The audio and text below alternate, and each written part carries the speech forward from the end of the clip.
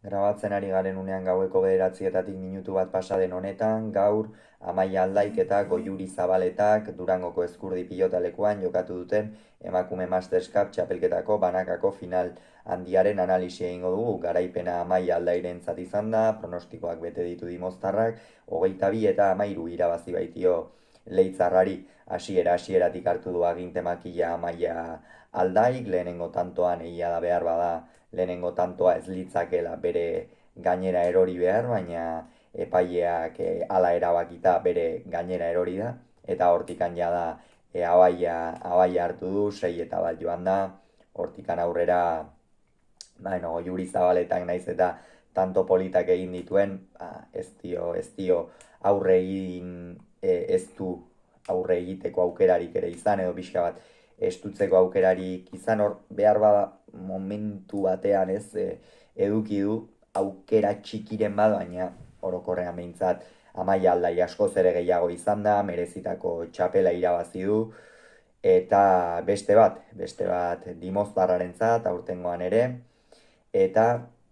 Goiuri Zabaletaren inguruan zer esan ez, azken finean beretzako ere gaurkoa etzen testu ingururik errazena, Durangoko Ezkurdi pilotalekua goraino beteta baitzegoen, final bat zen,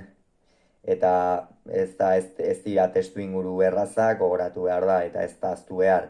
Goiuri Zabaletak oraindik ere 14 urte besterik ez dituela, baina erakutsi du ez, jada emakume Masters Cupeko finalera sailkatzen, etorkizun handiko pilotaria izan daitekeela Leitzarra, eta etorkizun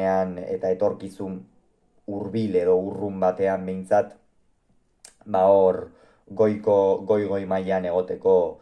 pilotaria ez, orainik ere, ikusten zaio, hartu behar du indarra,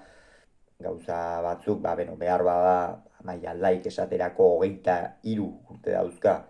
9 urteko aldea dago, eta hor ere,